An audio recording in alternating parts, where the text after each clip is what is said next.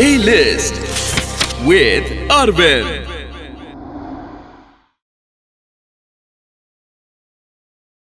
आज मैं जिस फिल्म के बारे में आपसे बात करने वाला हूं, इस फिल्म का डायरेक्शन, इस फिल्म के गीत और इस फिल्म के जो डायलॉग्स हैं आज भी इंडस्ट्री में मिसाल माने जाते हैं।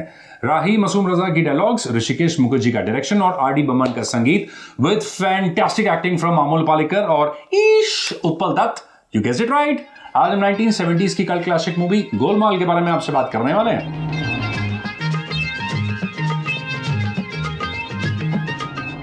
इस मूवी के गीत बॉक्स ऑफिस पर हिट हुए थे और गुलजार साहब को मिला था उनका film fair award, Amol Palekar को मिला बेस्ट एक्टर अवार्ड और उत्पल दत्त को best comedian film fair award भी मिला था इस मूवी के लिए। कम इन यंग मैन। अरे ये मेरा फेवरेट सीन है। मॉर्निंग। Good morning. आपका भी कोई जुड़वा भाई है क्या जो यहाँ माली का काम करता है? नहीं, मेरे यहाँ कोई माली वाली नहीं है, मैं खुद ही अपना बगीचा संभालता हूँ। अरे वाह Utpal sir, I love you. अब तो मैंने बहुत बड़ी गलती कर दी। क्या? मैंने आपको बुढ़ा कह दिया। क्या हुआ? बुढ़ा तो मैं हूँ ही। हाँ, बुढ़े तो आप हैं ही, लेकिन ये सीन नहीं मिस करना चाहिए आपको। जैसे अंधे को अंधा नहीं कहना चाहिए, लंगड़े को लंगड़ा नहीं कहना चाहिए, वैसे ही बुढ़े को बुढ़ा नहीं कहना चाहिए। एक बहुत पुरानी कहावत है कि कुछ अच्छा करने के लिए आपको बहुत मेहनत करनी पड़ती है, लेकिन गोलमाल मूवी की शूटिंग एक्चुअली 40 दिन के अंदर खत्म हुई थी। भवानी सिंह का ऑफिस, भवानी सिंह का बेडरूम, भवानी सिंह का गार्डन, भवानी सिंह का घर, सब कुछ ऋषिकेश मुखर्जी के अपने ही बंगले में शूट हुई थी। और इतना ही नहीं, देवेंद्र वर्मा इस मूवी में जिस सीन में गाड़ी में एंट्री करते हैं वो उनकी अपनी गाड़ी थी और बिंदिया गोस्वामी ने कोई कॉस्ट्यूम नहीं पहना था, सारे उनके अपने कपड़े थे।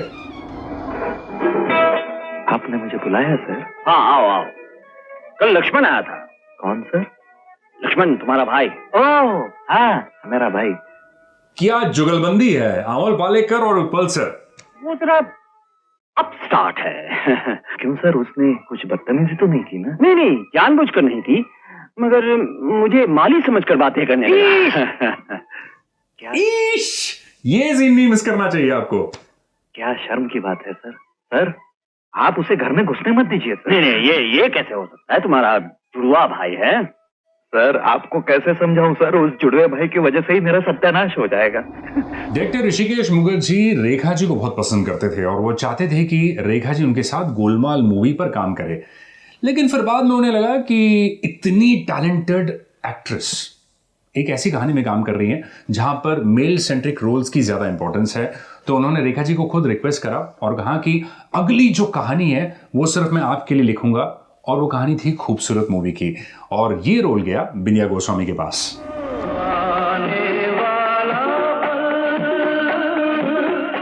अरे ये मेरा फेवरेट सीन है।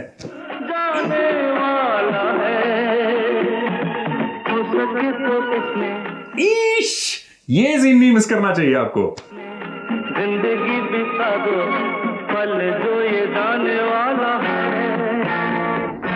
1970s में गोलमाल तब रिलीज हुई जब एक्शन फिल्म्स बॉक्स ऑफिस पर रिलीज हो रही थी। So Golmaal was a welcome break for the Indian audience. और इतना ही नहीं, मैं हमेशा अमोल पालेकर को बड़ा हटके एक्टर मानता हूँ। एक एक्टर का जो इमेज होता है ना, वो बड़ा मतलब मैचो टाइप और डिशुम डिशुम करता हुआ विलन को मार रहा है, हीरोइन को बचा रहा है। अमोल पालेकर एक बड़े अलग तरह के लीड एक्टर थे। मतलब सुबह 9 बजे ऑफिस पहुंचते और शाम 5 बजे वो वापस घर आ जाते, फिर बैठकर मोहन बगान, ईस्ट बंगाल और क्रिकेट के मैचेस देखते। तो साधारण मिडिल क्लास इंसान ना ऐसे एक किरदार के साथ ज्यादा रिलेट करता है। एक दिन सपने में देखा सपना, क्या अरे वो जो है ना अमिताभ अपना। अरे ये मेरा फेवरेट सीन है। मार्केट से आउट हुआ, लोगों को डाउट हुआ, मेरी वजह से वो गया गया गया गया। ये सीन नहीं मिस करना चाहिए आपको। किस्मत तो बदली, क्या कहूँ रियली, मैं अमिताभ हो गया, सपने में देखा सपना। बॉक्स ऑफिस पर उन दिनों दिस मूवी मेड 7.2 करोड़। अब 1970s के बारे में सोचें, 7.2 करोड़ इन्फ्लेशन के साथ एडजस्ट करके देखें, this is money beyond imagination. किस घमंड में बनाई है सर? ये आदमी तो बिल्कुल डफर है। ये मैंने बनाई है। क्या जुगलबंदी है अमोल पालेकर और उत्पल सर। मैं क्षमा चाहता हूँ सर, लेकिन ये गलत है। वो मुझे मालूम है। मैं सिर्फ देखना चाहता था कि तुम्हें कितना मालूम है।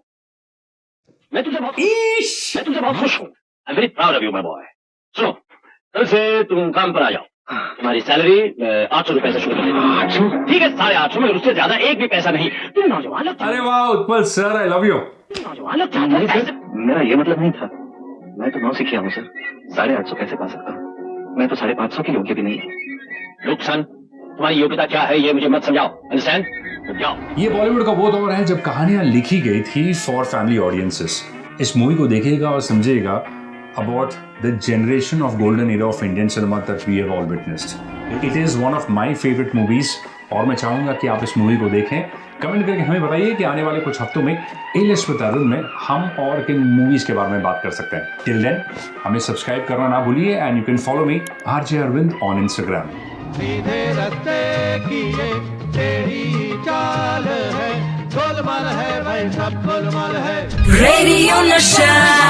गोलमाल है सब गोलमाल है।